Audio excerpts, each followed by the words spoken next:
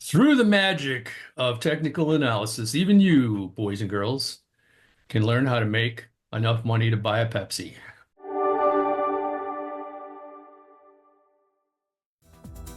The FX Morning Mayhem podcast is an essential listen for currency traders. Each episode covers a curated watch list of key currency pairs alongside insightful market observations. It highlights crucial daily news events that could influence the market, ensuring traders are well informed. Additionally, the podcast offers valuable trading strategy tips catering to both new and experienced traders in the Forex market. This podcast is for educational purposes only. None of this info should be construed as investment advice.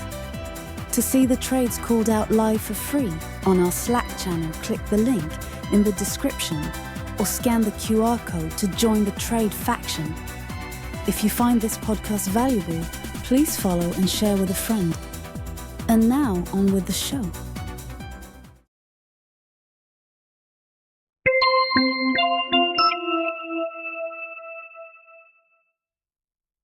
Good morning, everyone. It's Wednesday, March 12th, 2025. And you're listening to Forex Morning Mayhem. It's time for the daily market briefing. In today's headlines, APAC stocks traded mixed after a volatile US session focused on tariffs and Ukraine ceasefire talks. President Trump's 25% tariffs on steel and aluminum took effect without exemptions, though Canada was spared a previously threatened 50% tariff. Ukraine is open to a US proposed 30-day ceasefire. European equity futures suggest a positive open, up 1.2% after Tuesday's losses. Foreign exchange markets are stable, with the DXY near 103.50 and EUR/USD above 1.09. Today's highlights include the ECB wage tracker, US CPI, central bank policy announcements, OPEC's MOMR, speeches from key officials, government bond auctions, and earnings from major companies like Adobe and Inditex. Stay tuned for a currency market update with Bill and Dave up next. Thanks for listening to Forex Morning Mayhem. Don't forget to subscribe and leave us a review if you found this helpful.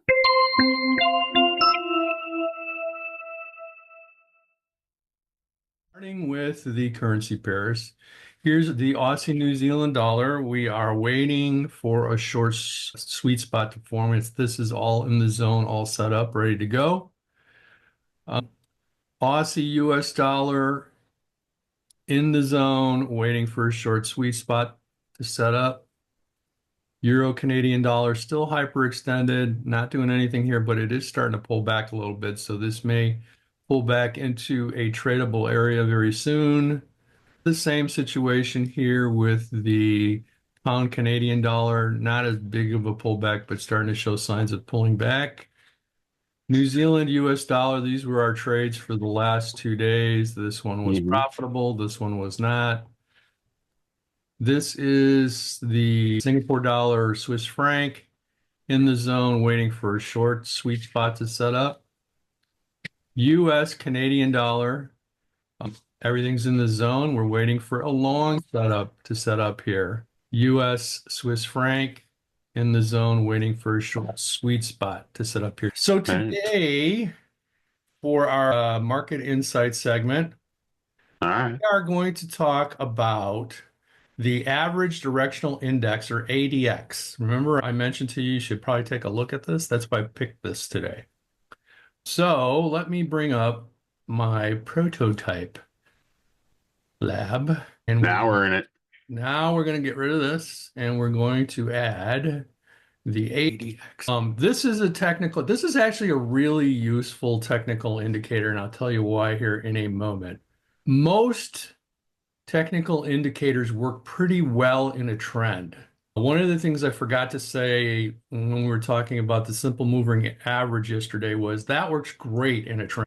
But when it starts doing this, all the money you made in this, you will lose in this because it's doing this, right? Yep.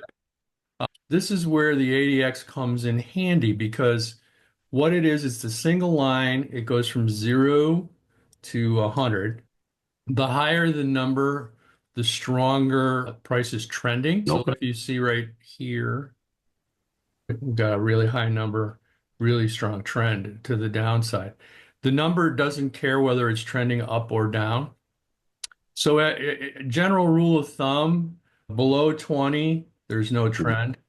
Like if you look here, this area here, everything tracking below 20, kind of. Gotcha.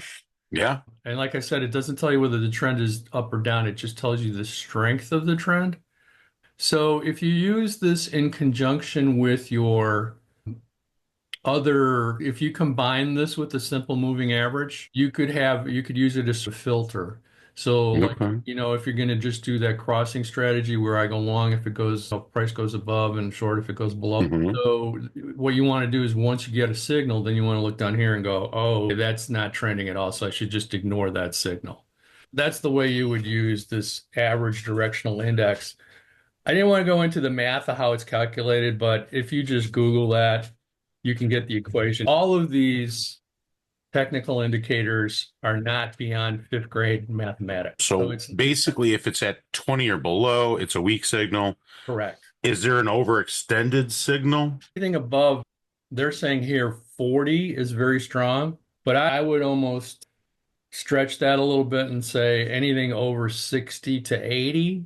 So even if you look here, so this is probably like 55, 60 here. And this kind of correlates to That major downtrend. yeah, this major downtrend, and it's already started to go sideways. Make sense? Gotcha.